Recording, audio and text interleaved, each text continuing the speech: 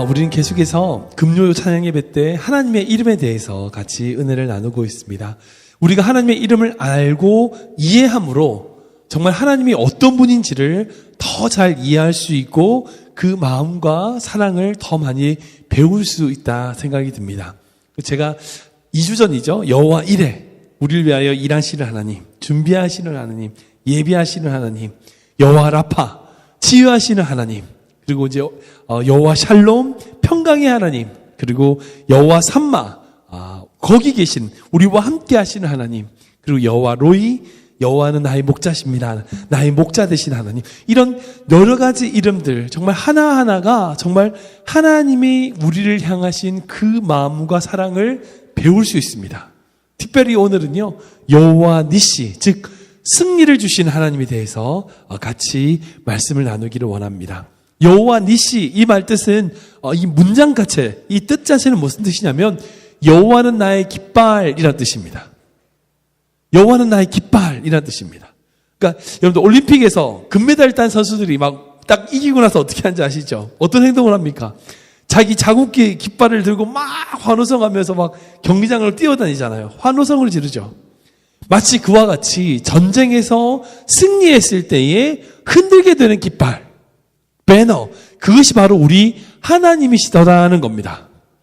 즉 하나님이 우리에게 승리를 주시는 분위기에 우리 삶에 하나님의 이름을 높이 들고 나아가면 승리를 주시겠다는 약속이 바로 이 여호와 니시, 하나님의 이름 안에 들어있다는 겁니다. 그런데 생각해 보면요, 사실 여호와는 나의 깃발이라고 하기에는 좀 지금 이스라엘의 모습은 좀 부족한 점이 너무 많이 있는 것 같이 보입니다. 오늘 본문 바로 앞에 제일 첫 번째 배경이 뭐냐? 무리바에서 물 때문에 하나님과 다투고 불평하고 원망하고 있는 이스라엘의 백성의 모습이 바로 오늘 이야기의 시작입니다.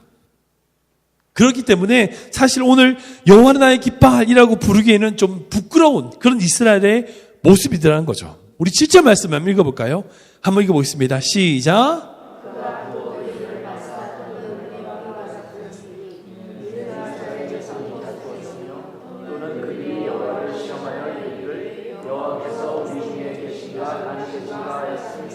아멘. 이스라엘은 지금 하나님이 계신가 아니면 아니 계신가 의심하고 있었습니다.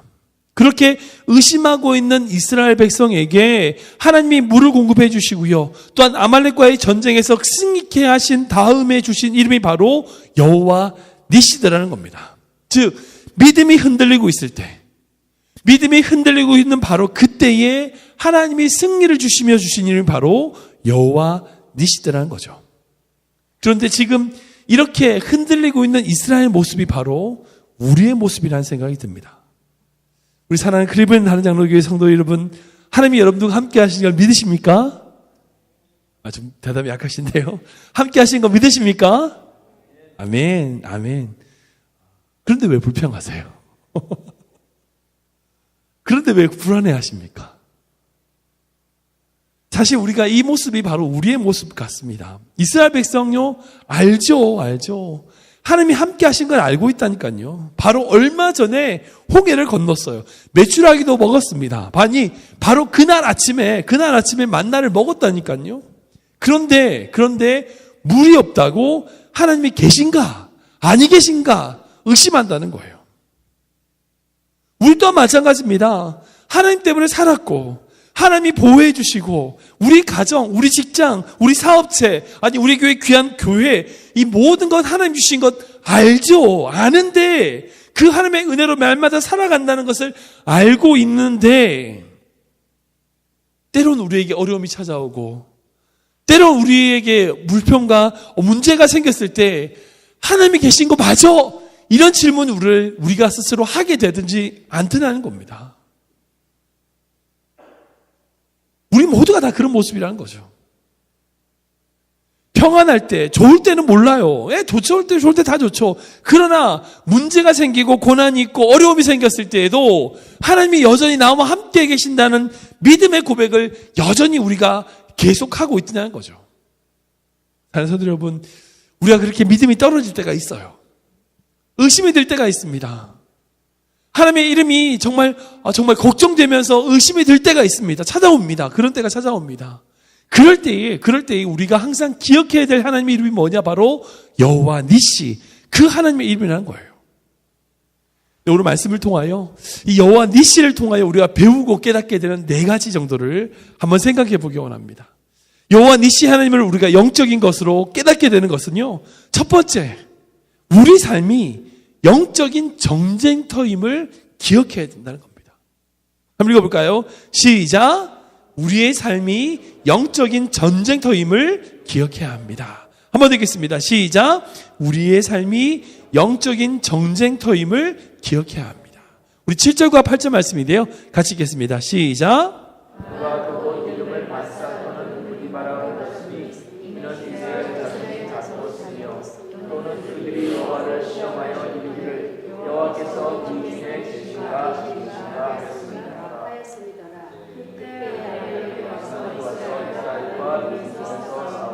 아멘. 사랑하는 성도 여러분, 우리 인생은요, 전쟁입니다. 경쟁사회라고 해서 다른 사람하고 경쟁한다, 이거 얘기하는 거 아니에요. 우리 인생은 철저히 우리 자신과의 싸움입니다. 그리고 우리를 넘어뜨리려고 하는 공중권세 잡은 자와의 싸움입니다. 사랑하는 성도 여러분, 여러분 인생 가운데 알 수 없는 문제가 생기셨습니까? 관계가 틀어지셨나요? 왜 그런지 아세요? 제가 그 이유를 말씀드릴까요? 전쟁 중이기 때문입니다. 영적 전쟁 중이기 때문입니다. 왜 그런 문제가 생기느냐? 나에게 왜 그런 어려움이 생기느냐? 제가 그 이유를 가르쳐 드릴까요? 왜 내가 그런 애매한 고난 가운데 빠지느냐? 내 삶에 그런 어려움이 찾아오는가? 그 답은 이유가 있습니다. 왜냐? 우리 인생이 바로 영적 전쟁이기 때문입니다. 그러기에 결코 우리는 방심하거나 마음을 놓아서는 안 됩니다. 마음을 놓는 순간 지는 거예요. 더 철저히 하나님을 의지하며 우리의 삶을 살아가야 된다는 겁니다. 사랑하는 여러분, 전쟁 중에 꼭 기억해야 될 것이 바로 지휘관의 신호와 작전을 따라가는 것입니다. 내가 보기엔 이거 아닌 것 같은데, 아니 그렇다 치더라도 전쟁에 져서는 자신의 지휘관의 명령을 무조건 복종해야 돼요. 전쟁 중에서는 내 생각, 내 판단보다 더 중요한 것은 지휘관의 결정이에요. 그래서 그 전쟁 중에서는 지휘관의 명령 불복종을 사형으로 바로 처리할 만큼 명령 불복종을 엄중히 다룹니다. 아무튼 지휘관의 명령과 작전을 따라하는 것이 제일 중요해요. 이 말이 뭘까요? 즉 하나님의 깃발을 바라보며 살아야 된다는 거예요. 우리를 위하여 세우신 하나님의 작전을 보고 나아가야 된다는 거예요. 전쟁에 나간 군사가 세워진 그 깃발을 위해서 싸우듯이, 그리고 자신 마음 가운데 그 깃발을 품고 싸우듯이 여호와 니시 하나님의 말씀을 바라보며 그 말씀대로 싸워야 된다는 거예요. 그리고 그 말씀을 자신의 마음에 품고 싸워 나가야 된다는 겁니다. 사랑하는 여러분, 우리가 이렇게 싸워 나갈 때에 하나님은 우리에게 승리를 주시는 분 줄 믿으시기 바랍니다. 우리는 우리 안에 있는 죄와 불평, 그리고 의심 등 우리 내면에 찾아오는 여러 가지 문제들, 이것만 있는 게 아니에요. 또 외부적으로 우리를 공격하는 악한 영들의 공격, 아말렉의 공격이 늘 있습니다. 무비딤에서도 그랬고요, 아말렉과의 전쟁에서도 그랬어요. 그때 우리 삶의 중심에 무엇이 세워져 있냐는 거예요. 우리 삶의 가운데, 정 가운데 여호와의 깃발이 꼽혀 있냐는 거예요. 여러분들 삶의 기준이 잡혀 있냐는 거예요. 우리가 그것이 세워져 있다면 그 깃발을 바라보며 그 깃발과 함께 싸워 나갈 때에 승리가 이루어진다는 것 믿으시기 바랍니다. 두 번째는요, 여호와 니시 하나님을 통해서 배우게 되는 우리의 승리는 보이지 않는 전쟁의 결과란 겁니다. 읽어볼까요? 시작!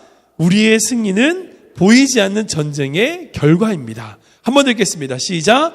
우리의 승리는 보이지 않는 전쟁의 결과입니다. 10절과 11절인데요. 같이 읽겠습니다. 시작!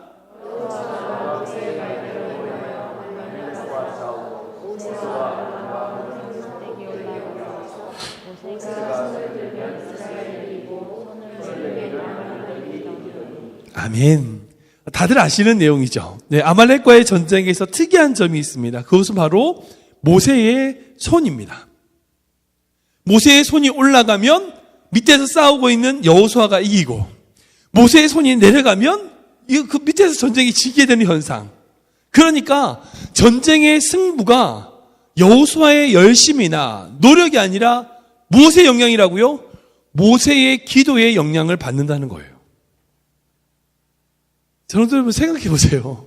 아니, 모세의 손하고 이스라엘 전쟁하고 무슨 관계가 있습니까?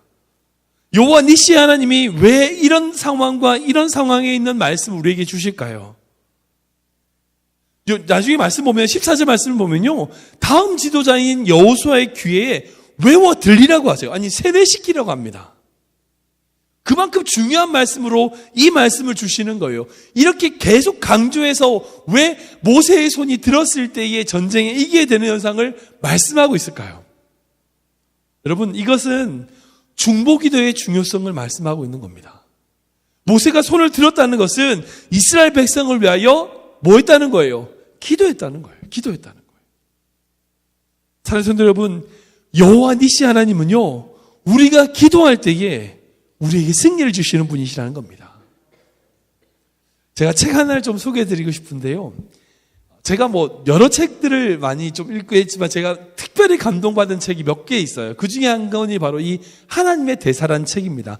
김하중 장로님이 쓰신 하나님의 대사라는 책인데요. 꼭 기회가 되시면 읽어보시면 너무 좋으실 것 같아요. 이분이 어떤 분이냐면 최장수 중국 대사, 중국의 대사로 일하셨던 분이에요. 여러분, 우리나라가 강대국 외교가 참 중요하잖아요. 열강교 외교가 참 중요한데, 그래서 특별히 중국 외교가 참 중요한 입장인데, 이분이 중국 대사로 6년 반, 거의 7년 동안을 일하셨던 분이에요. 그러니까 정권이 바뀌었음에도 불구하고 계속 대사직을 유지했던 그런 아주 최장수 대사를 지내셨던 분입니다.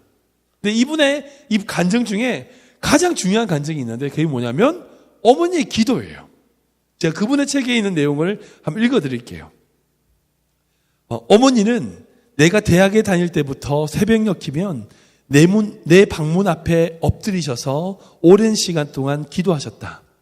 가끔 새벽에 깨어 화장실에 가고 싶어도 밖에서 기도하시는 어머니께 죄송해서 기도가 끝날 때까지 기다릴 때가 많았다.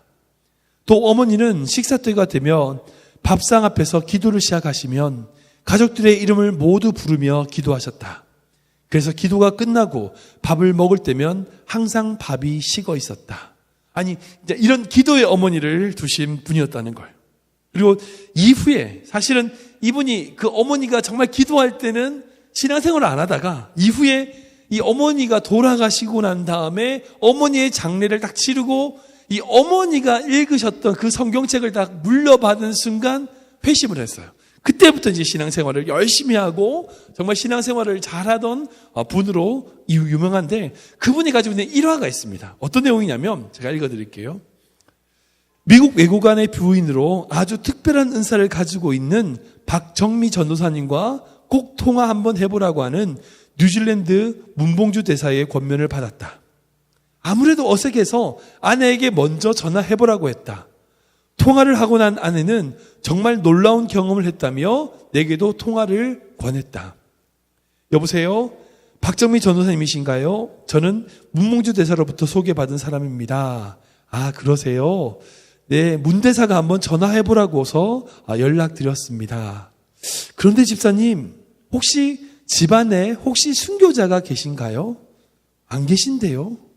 그럼 혹시 집안에 목사님이 계신가요? 안 계십니다. 참 이상하네요. 뭐가요?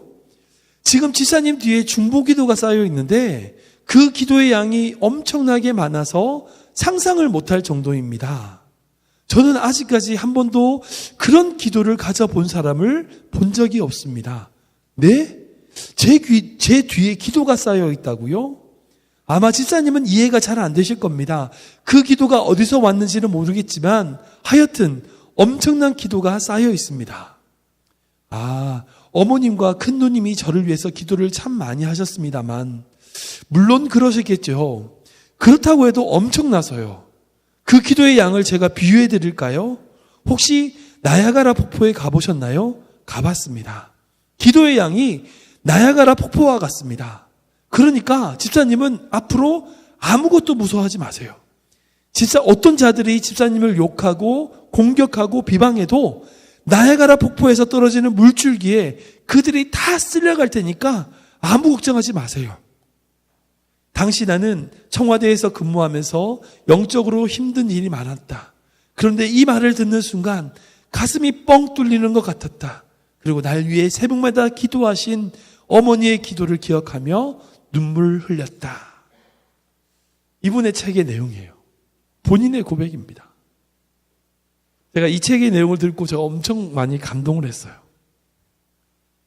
사랑하는 성도 여러분, 자신의 성공이 자기의 열심과 자기의 노력 때문만이 아니라는 거죠. 근데 생각해 보세요. 이분이 노력 안 했을까요? 노력했죠. 열심히 노력했죠. 외무고시를 쳐서 외무고시 통과했고요. 힘든 대사관 말단 상황으로부터 일해서 전 세계를 돌아다니면서 수많은 고생을 했어요. 근데 그것뿐인가? 자신의 노력과 자신의 모든 것 때문인가? 절대 아니라는 거예요. 자기 뒤에서 기도해 주신 어머니의 기도가 있었다는 거예요. 사랑하는 성도 여러분, 지금 여러분들이 누리고 있는 그 모든 것이 여러분들의 노력만으로 되었다고 생각하십니까? 여러분들이 똑똑하고 여러분들이 지혜롭고 부지런하고 근면해서 그렇게 노력해서 지금 여러분들이 지금 이 자리에 있다고 생각하십니까? 여러분들은 모르겠지만 저는 안 그렇습니다. 정말 저는 안 그렇습니다. 부족하고 허물 많은 저를 이끄신 하나님의 손길은 저의 기도만은 아닙니다. 지금도 새벽마다 저를 위해서 기도해 주시는 저희 어머니의 기도 때문이고요. 그리고 헌신적으로 삶을 살아오신 저희 아버지 때문에, 아버지의 기도 때문입니다. 그리고 매주마다 장애인들을 섬기며 돌보시고 목회하시는 저희 장인 장모님 때문입니다. 그분들의 기도 때문입니다. 제가 잘나서 된 게 아니에요. 어느 누가 자신의 힘만으로 살아왔다고 얘기할 수 있습니까? 아무도 없을걸요.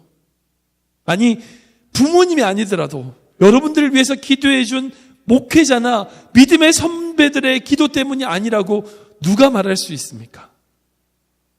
만약 여러분들을 위해서 기도해 준 사람이 아무도 없다라고 말한다면요, 로마서 8장 말씀 볼까요? 읽어보겠습니다. 시작. 이와 같이 성령도 우리의 연약함을 도우시나니 우리는 마땅히 기도할 바를 알지 못하나 오직 성령이 말할 수 없는 단식으로 우리를 위하여 친히 간구하시느니라. 아멘. 바로 우리를 위해서 기도하시는 성령님이 계시다는 거예요. 우리가 우리의 노력과 우리의 힘으로 우리의 성공을 이뤘나? 결코 그렇지 않습니다. 우리의 싸움의 결과는요, 우리 기도 때문이 아니에요. 우리의 노력 때문이 아니에요. 우리를 위해서 기도해 주는 또 다른 사람의 기도 때문이란 거예요. 그런 사람이 없다. 나는 친척도 없고 아무도 지인도 없다. 아니요. 여러분들 위해서 기도해 주시는 성령 하나님의 말할 수 없는 탄식이 있습니다. 그러기에 여호와 니시 하나님을 통하여 우리가 깨닫게 되는 건요, 우리가 우리 힘으로 사는 인생이 아니더라는 거예요. 은혜 아니면 살아갈 수 없다는 거예요. 그분들의 기도 때문에 살아가게 된다는 거예요. 부모님, 친구들, 함께 섬기는 우리 귀한 교회 식구들, 부족하지만, 정말 부족하지만 여러분들이 기도하는 저 같은 목회자, 수많은 목회자들, 그런 자들의 기도가 있어서 여러분들과 제가 살아갈 수 있게 된다는 거예요. 그런 인간적인 기도가 없다면 정말 성령님의 말할 수 없는 탄식이 있음을, 그것이 바로 우리가 이 세상을 사하여 승리하는 비결이 됨을 믿으시기 바랍니다. 세 번째는요, 여호와 니시 하나님을 통하여 배울 수 있는 것은 함께 싸울 영적인 동역자가 있어야 된다는 거예요. 한번 읽어볼까요? 시작. 함께 싸울 영적인 동역자가 있어야 합니다. 한 번 더 읽겠습니다. 시작. 함께 싸울 영적인 동역자가 있어야 합니다. 우리 12절과 13절 말씀인데요, 같이 읽겠습니다. 시작.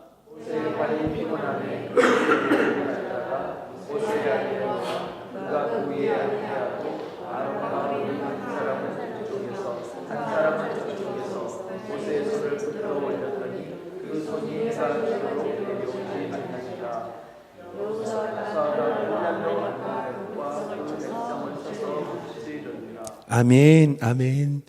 사실 이 부분은요, 제가 늘 하고 싶었던 설교지만 한 번도 못했던 설교예요. 왜냐하면 제가 부사역자로만 지냈었기 때문에 제가 부사역자로서 아론과 훌을 요청하는 설교를 제가 할 수 없었죠.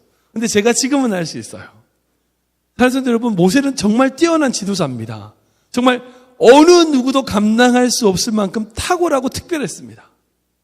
하나님을 대면하며 보였던 자고요. 정말 십계명이라고 하는 하나님의 율법을 받은 자예요. 정말 그리고 또 그 성막, 정말 제단, 번제, 뭐 이런 모든 제사의 제도를 만들었던 사람입니다. 그러니까 이스라엘 나라 자체를 건국하고 이끌었던 정말 탁월한 지도자였습니다. 그런데 그런 지도자이더라도요, 그런 지도자가 될 수 있었던 것은 그 사람만의 탁월함이 아니었습니다. 결국 이 아말렉 전쟁을 통하여 보더라도 모세 혼자 손들고 있는 거 기도하는 것이 아니라 그 모세를 도와주는 조력자가 있었다는 거예요. 동력자가 있었다는 거예요. 아론과 훌이 있었기 때문이라는 거예요. 위대한 지도자에게 옆에는요, 항상 위대한 조력자가 있었습니다. 그리고 그 조력자가 그 지도자를 도와주었기 때문에 그 지도자가 역사에서 그 영광을 나타낼 수 있게 되더라는 거죠. 성경의 모든 인물 다 마찬가지예요. 바울이 바울 된 건요, 바나바 때문이에요. 바나바 없는 바울은 의미가 없었어요. 세상을 보면서도 마찬가지입니다. 덕을 갖추었지만 우유부단했던 유비에게는 책량가인 제갈공명이 있었습니다. 그리고 혁신의 아이콘이라 불렸지만 관리자로서 영향이 부족했던 스티븐 잡스에게는 성실한 관리자였던 팀 쿡이 있었습니다. 그래서 그들은 애플이라고 하는 위대한 기업을 만들 수 있었죠. 그러니까 위대한 일을 해낸 사람들을 보면 그 단 한 사람만 잘나서 된 게 아니에요. 오늘 모세를 보면 그 모세를 세워주고 그 모세의 손이 떨어지지 않게 함께 섬겨줬던 아론과 훌이 있었다는 거예요. 절대 위대한 리더자만 존재하지 않습니다.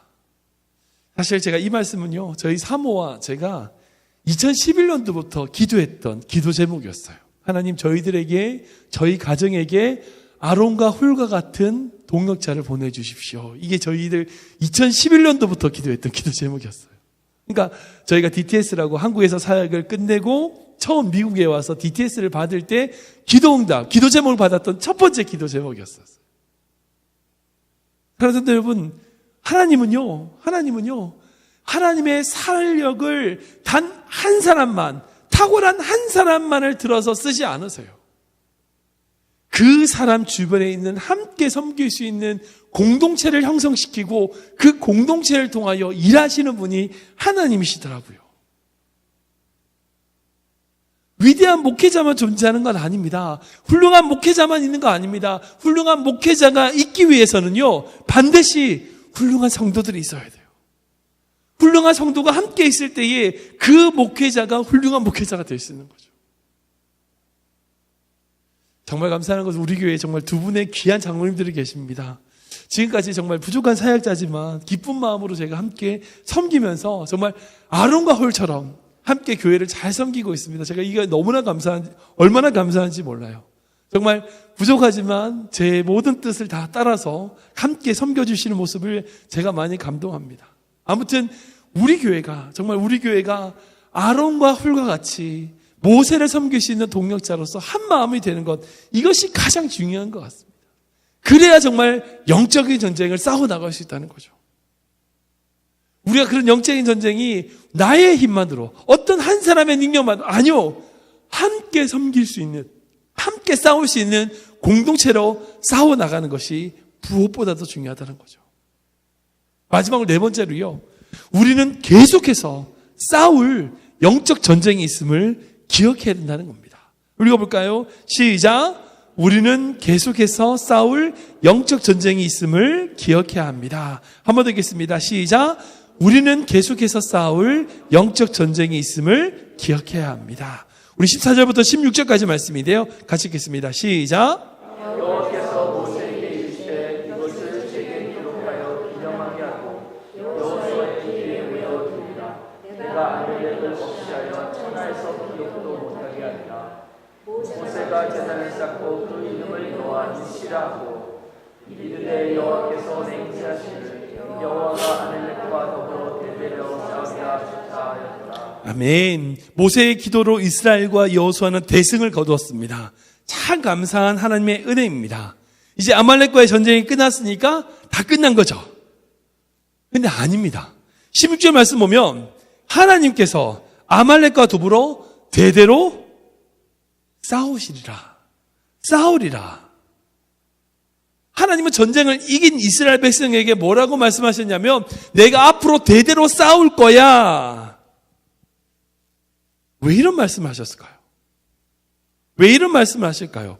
이번 전쟁은 이겼지만 전쟁이 끝난 게 아니라 또 전쟁이 있다는 겁니다. 또 우리가 싸워야 된다는 겁니다. 왜 이렇게 하실까요? 근데 생각해 보면요. 하나님이 그냥 아말렉을 싹 도말해버리시면 끝나는 거 아닐까요? 아말렉을 싹 없애버리시면 왜 끝나고 이제 대대로 싸우실 필요가 없을 것 같은데 왜 그렇게 싹 없애지 않고 대대로 싸우실까요? 왜 그러실까요? 사실요, 이 아말렉이 좀 정말 저질스러운 게 이스라엘을 공격할 때 뒤에서 공격을 했어요. 그 이야기가 신명기에 말씀에 있거든요. 한번 읽어보겠습니다. 시작. 너희는 애굽에서 나오는 길에 아말렉이 네게 행한 일을 기억하라. 곧 그들이 너를 길에서 만나 내가 떠날 때 내 뒤에 떨어진 약한 자들을 쫓고 하나님을 두려워하지 아니하였느니라. 아멘. 이 아말렉이란 족속이요, 저급한 족속이에요. 기본 매너가 없어. 아니, 싸우려면 야 싸우자 이렇게 싸워야지. 뒤에서 떨어진 약한 자들, 여자들, 아이들 이걸 공격한 거예요. 정말 얍삽하고 악랄한 족속이 바로 이 아말렉이죠. 여러분, 이 아말렉이 뭔지 아세요? 사단이에요. 같은 맥락에서 하나님의 성도들을 괴롭히는 이 사단은 어디를 공격하는지 아세요? 우리의 약한 곳을 공격해요. 사단도 우리를 너무나 잘 알아요. 우리가 어디 넘어지는지 너무나 잘 알기 때문에 우리의 약한 점을 공격하는 것이 사단이에요. 딱 이 아말렉과 똑같아요. 같은 맥락으로 하나님이 그 성도들을 괴롭히는 이 사단을 깔끔하게 없애버리면 되지 않을까요? 아말렉을 싹 없애버리듯이 사단을 쫙 없애버리시면 우리가 영적 전쟁할 필요 없고 그냥 천국 되지 않을까요? 사단이 우리를 시험하지도 않고요. 사단이 공격하지 않으면 그런 사단이 괴롭히는 사단이 없으면요. 우리가 천국을 누리는 하나님의 백성이 되는 거 아닐까요? 그런데 왜 하나님은 아말렉을 남겨두셔서 싸우게 하실까요? 이스라엘 백성으로 하여금. 아니 왜 하나님은 사단을 이 땅에 남기셔서 우리로 하여금 사단에게 시험에 빠지고 넘어지게 하실까요? 왜 그럴까요? 여기에 영적인 원리가 있습니다. 생각해 보세요. 여러분, 천국이 어떤 곳이요? 천국이 어떤 곳입니까? 사단이 없는 곳이 천국입니까? 사단이 없는 곳, 그것이 천국이라 생각하세요? 아니요. 천국은 하나님이 다스리는 곳이에요. 그러니까 사단이 없는 곳이 천국이 아니라 하나님이 다스리는 곳이 천국이에요. 많은 성도들이 착각하는데 죄가 없고 눈물이 없고 사단이 없는 곳이 천국이다. 맞습니다. 맞는데 정확한 표현은 아니에요. 천국에 왜 죄가 없고 왜 눈물이 없고 왜 사단이 없게 되는가? 바로 하나님의 온전한 통치가 이루어지기 때문입니다. 그래서 천국이에요. 그렇다면 하나님이 우리로 하여금 천국의 삶을 살아가기 위해서 하시는 것이 무엇이냐? 우리의 삶에 하나님의 통치를 확장시켜 나가는 겁니다. 우리 인생 안에, 우리의 삶 안에 하나님의 나라가 확장되도록 만드시는 겁니다. 하나님의 통치가 늘어나게 만드시는 거예요. 그래서 그렇게 하기 위해서 아말렉과 싸우라고 하시는 거예요. 그렇게 하기 위해서 사단이 우리를 시험하도록 허락하시는 거예요. 전적으로 그렇게 하나님의 통치가 이루어지면 사단이 없을 겁니다. 근데 같은 말이라고 해서 생각해 보세요. 사단이 없으면 하나님의 통치가 이루어지는가? 여러분 어떻게 생각하십니까? 사단이 없으면 하나님의 통치가 다 이루어지는가? 사단의 시험이 없으면 여러분들 하나님의 삶의 모든 것들이 다 여러분들 삶 가운데 이루어지는가요? 아닐걸요. 하나님의 여러분들 모든 인생 가운데 정말 아무런 문제가 없고 문제가 어려움 없고 늘 좋은 것만 있으면 하나님의 통치가 다 이루어지는가요? 그거 아닌 것 같습니다. 때로는 힘들지만 우리를 공격하는 아말렉의 공격이 있기에, 사단의 시험이 있기에 그 시험과 공격을 통하여 내 삶에 조금이라도 하나님의 나라가 늘어나게 되더라고요. 그래서 하나님은 우리에게 아말렉과 싸우라고 하십니다. 사단과 싸우라고 말씀하신 거예요. 싸워야 됩니다. 싸워 나가야 합니다. 그리고 하나님과 더불어 싸워 나갈 때에 그 싸움을 통하여 하나님의 통치가 우리 삶에 더 확고하게 이루어져 나가게 될 것입니다. 기도함으로 하나님의 깃발을 바라보시기 바랍니다. 그리고 우리에게 주시는 하나님의 승리를 우리 삶 가운데 통치로 만들어 나가게 되는 거죠. 많은 성도님들이 이 시험만 없으면 하나님의 나라가 이루어질 거라고 대답해요. 아니요. 그 시험을 통하여 하나님의 나라가 이루어지는 거예요. 아말렉만 없으면 저 인간만 없으면 내가 정말 교회 생활 잘하겠다. 아니요. 그분을 통하여 내 안에 그리스도의 사랑이 더 늘어나게 되는 거예요. 말씀을 좀 정리해 보겠습니다. 제가 영상 하나를 준비했는데요. 2009년에 MBC 휴먼 다큐라고 하는 프로그램에 소개된 풀빵 엄마 이야기입니다. 함께 보겠습니다. 나는 두 아이의 엄마입니다. 태웅이야, 그러다 다친다, 너. 아주 평범한 엄마. 딸아이 은서는 초등학교 입학을 앞두고 있고 아들 홍현이는 아직 5살. 엄마인 나 최정미까지 우리 식구는 이렇게 셋입니다. 그런데 나는 좀 아픕니다. 암과 싸워온 지 2년째.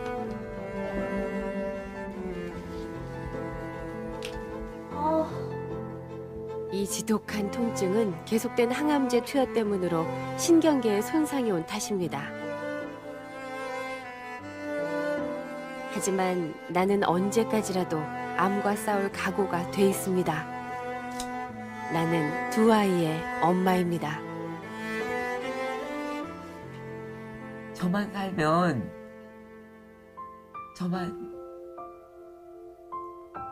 살면, 아이들은 제가 어떻게 해서라도 해줄 수 있으니까요. 엄마잖아요, 제가. 해줄 수 있어요?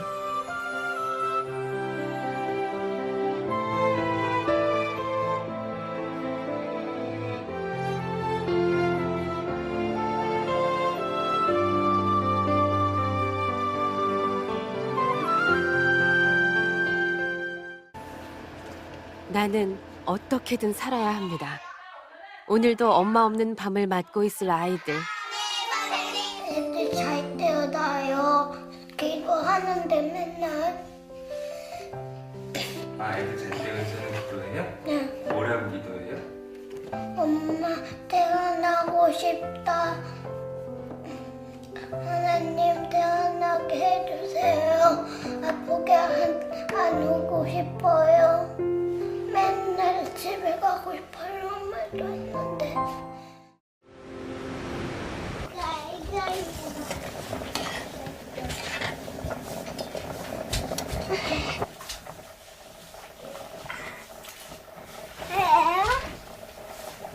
홍현이도 한번 먹어볼 거야? 이거 먹으면 이제 오늘 한 살 먹는 거야? 그럼 몇 살이지? 6살. 6살 됐어요. 되게 맛있겠다. 모처럼 솜씨를 내어 설상을 차렸습니다. 홍현아, 맛있게 먹어. 네. 은서야, 이 놓고 맛있게 먹어. 네. 이제 한 살 먹은 거야. 작년에는 아픈 탓에 명절을 변변히 챙기지 못했었습니다. 한 해 동안 부쩍 자란 아이들. 우리 홍현이는 딱 두 아이는 이렇게 해마다 쑥쑥 성장해 가겠지요. 엄마가 잡는 거. 먹을 거야.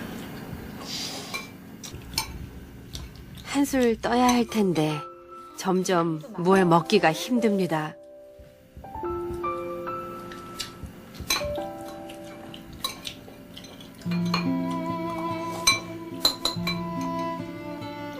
엄마도 빨리 먹어.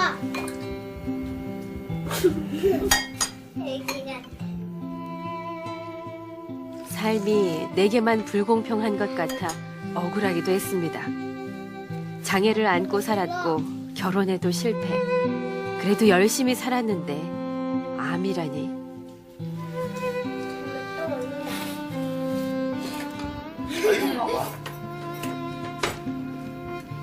엄마 잊지 마.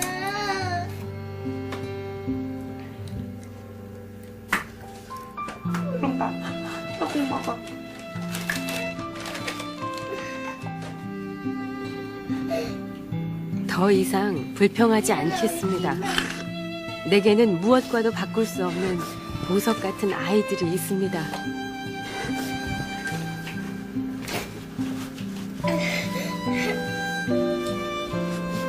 우리 건강하자. 엄마 말 잘 듣고. 알았지? 나는 어떻게든 내년에도 후년에도 그 다음 해에도 이 아이들과 새해를 맞겠습니다. 열심히 살아야죠. 햇빛도 막아줘야 되고, 크는 동안 20살이 성년이 되거나 그러면 그때는 제 곁을 떠날 때는 괜찮은데 그 성년이 될 때까지만 제가 그늘막이 돼줄 수 있어요.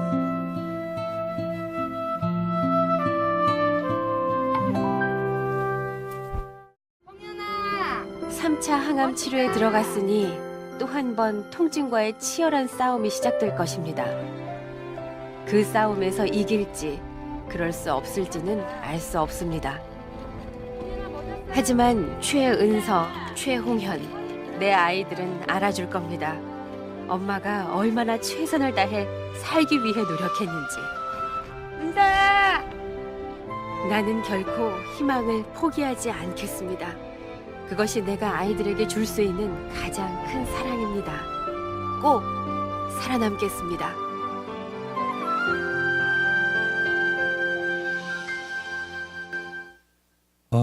안타깝게도 결국 2010년에 불빵엄마 최정미 씨는 세상을 떠났습니다.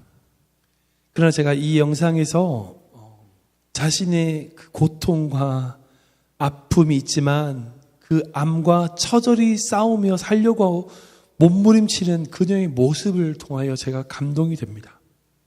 왜냐하면 그 싸움은 그녀의 삶만을 위한 싸움이 아니었습니다. 정말 고통스럽지만 자기 사랑하는 아이들을 위해서 한 싸움이었습니다. 아까 본 그 영상에 고백한 것처럼 세상 누구도 이해해주지 못한다 할지라도 자기가 정말 살려고 그렇게 철저하게 싸웠다는 것을 내 아이들만은 알아줄 겁니다라고 얘기했던 그 엄마의 고백. 힘들고 아프고 고통스럽지만 그 항암의 모든 싸움을 그녀가 왜 싸우는가? 자신의 그 아이들을 위해서라는 거죠. 그 병과 싸우는 그녀의 처절한 외침이 지금 우리 마음에 감동이 됩니다. 우리가 여호와 니시의 하나님을 통하여 하나님의 말씀을 통하여 듣게 되는 말씀이 무엇인가? 저 생각은요, 홍해 앞에서 하신 말씀과 다릅니다. 하나님이 홍해 앞에 있을 때는 이스라엘 백성에게 뭐라고 하셨냐면 가만히 있으라고 하셨어요. 가만히 있어서 너희들에게 행하는 하나님의 능력을 보라라고 말씀하셨어요. 그런데 아말렉과의 전쟁에 있어서는 가만히 있으라고 하지 않으셨습니다. 나가서 싸우라고 하십니다. 모세는 모세대로, 여호수아는 여호수아대로 철저하게 싸우라고 말씀하십니다. 그리고 너희들만을 위해서가 아니라 영적인 다음 세대를 위하여 싸우라고 말씀하십니다. 얼만큼 싸우러 가시는가? 히브리서 말씀 볼까요? 이렇게 말씀하고 있습니다. 같이 읽겠습니다. 시작.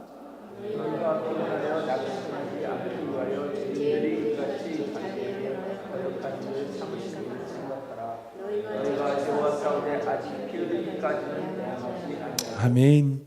얼만큼 싸워야 되는가?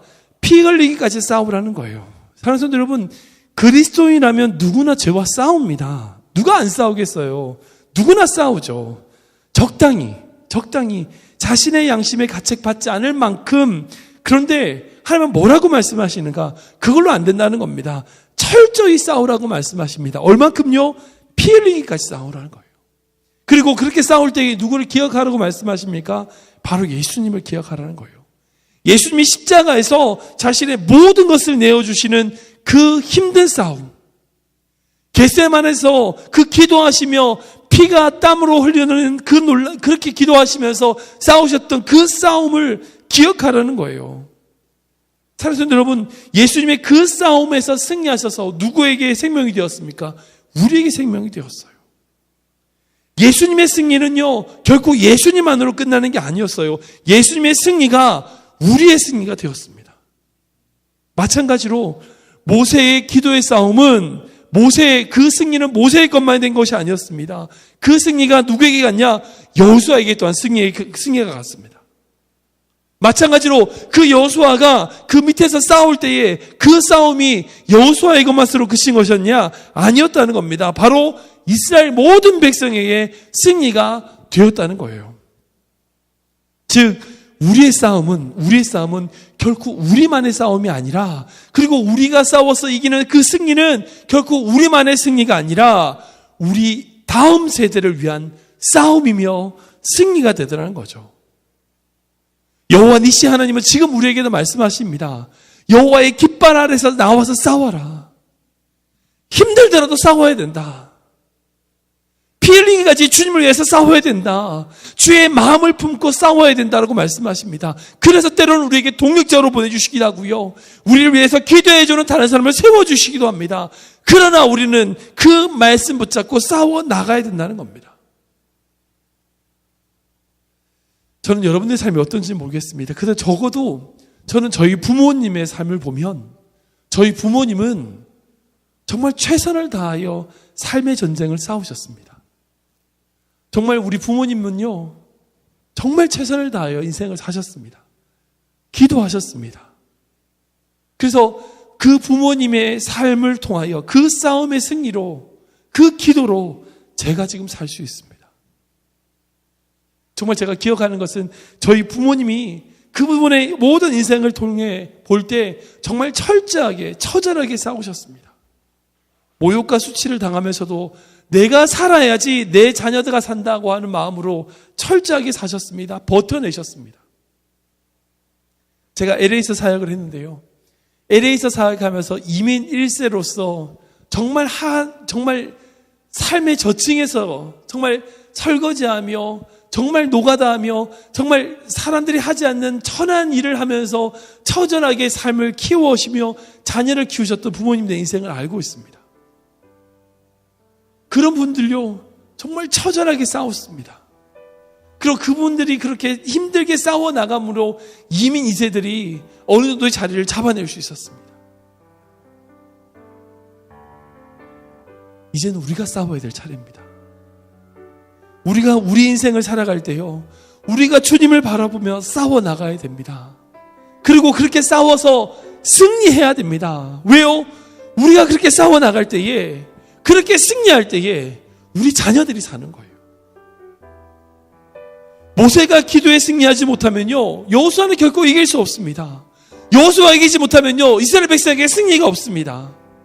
마찬가지로 우리의 승리가 우리로 끝나는 것이 아니라 우리 자녀들에게 간다면 우리 자녀들을 위하여 우리가 최선을 다해 싸워야 된다는 겁니다.